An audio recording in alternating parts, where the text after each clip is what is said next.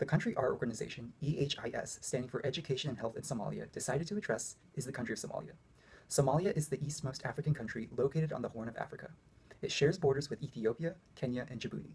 Politically, Somalia is a federal parliamentary republic and has been subject to high levels of political corruption. This is mostly due to the result of Somalia's massive civil war that has spurred continuous conflict, making Somalia one of the most dangerous and unstable states on earth. As a result, along with the political corruption, Somalia's economy is greatly impoverished as well. Somalia is the fifth most poorest country in the world due to high unemployment rates. Demographically, Somalia has one of the highest mortality rates, where infant mortality has a rate of 96 deaths per 1,000 births. The life expectancy is extremely low at 52 years of age and has a death rate of 13 per 1,000 people. Somalia is a very unstable and impoverished country that needs our help. We cannot solve all the issues, however, we would like to start with a fundamental one, education. Our mission statement is directed to start rebuilding schools and promoting public health. We aim to train teachers as well as provide supplies and better access for rural areas. We also strongly believe in public health for children and thus plan to host public workshops, provide incentives for up-to-date vaccinations, and access to healthy nutrition.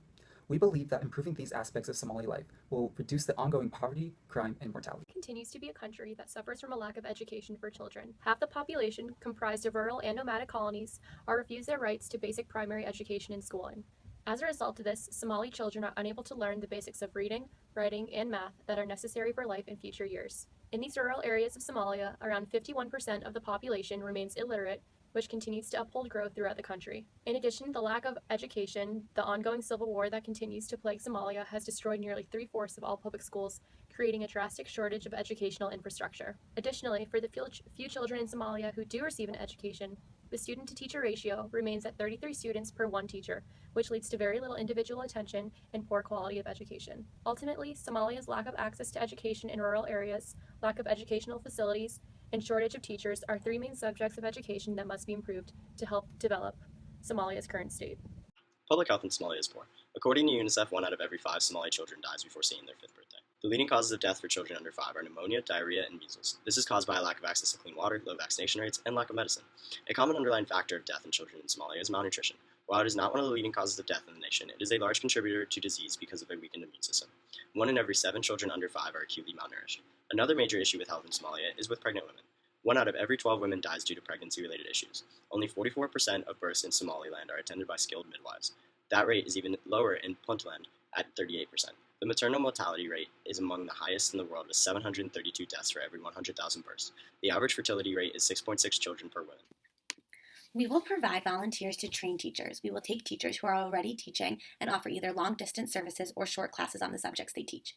We will also offer one-on-one ongoing mentoring and support of trained teachers to continually check on the teachers we helped. The lessons can be taught in a variety of languages. This will encourage more teachers to become trained and qualified. There is also a teacher training course that accepts 100 potential teachers a year. This is an intensive one-year course so that we can achieve quality and quantity in terms of professional teachers. They will receive a diploma for secondary teaching. There's a lack in school supplies, which can be solved with mobile libraries, which gives easy access to learning and reading. This is when books are strapped onto animals or in a van. The books are taken through the streets and students can come to learn and take out books. This will be beneficial to people in areas where it's hard to reach a library or a learning center. In addition, for schools to receive school supplies like paper, pens, and books, they will have to show progression in their school by having at least 30% female students, trained teachers, and average test scores. This is an incentive to receive the school supplies. A cheap way to provide school lessons is to record a qualified teacher's lessons on a radio and then play them for classes. For students who stay at home because of poverty or to take care of their families, they can purchase these MP3 players and receive an audio edition. To improve the overall health, clinics are needed to be built to provide relief in areas of Somalia where there is limited access to health care, specifically rural areas. These clinics will include teams of professional health specialists, volunteers, and trainers from overseas that can assist in providing the right vaccinations and medications. These clinics will also have public health workshops where we would fly in professional educators on health and hold monthly health education information sessions. The information sessions will talk about increasing awareness on good health, such as how to have a healthy pregnancy and childbirth process, preventing diseases such as tuberculosis or malaria from spreading, and how to keep one well nourished. Trainings will also take place to train people in Somalia on safe and sanitary medical procedures such as being a midwife. Because Somalia is a country with high rates of malnutrition, the clinics will provide more available access to nutrition. Straws that purify water for easy access drinking water, small packs of essential vitamins that are lacking in the areas, and other nutritional foods will be given out. Those who are suffering from severe malnutrition will be given special treatment. Each clinic in Somalia will aim to work and satisfy the health needs of the people they are surrounded by. Teachers that will lead the intensive courses for Somali teachers and the health specialists that will train the individuals to work in the health clinics will be volunteers. However, we still need to pay their travel expenses, housing, and food costs. This will be 10% of our budget. Each health clinic built costs $60,000, and we will build 1,000.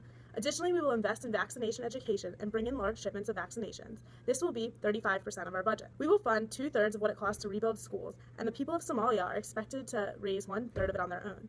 We must contribute $78 million. Additionally, we will supply school supplies such as paper, pens, books, and pencils. Together, this will be 40% of our budget. Creating mobile libraries will be a small portion of our budget, as it will only be 15%. This will cover food for the animals that carry the books, as well as the books themselves. There are some risks involved with our project. After we rebuild infrastructure, bring in supplies, and invest in proper training, Somalia could revert back to how it was. When we leave, they may not continue with our initiatives, which would make our efforts a waste. Additionally, our volunteers could risk getting diseases foreign to the United States. Somalia is still experiencing civil war, so our efforts could easily be destroyed by war, and our assistance will not fix anything.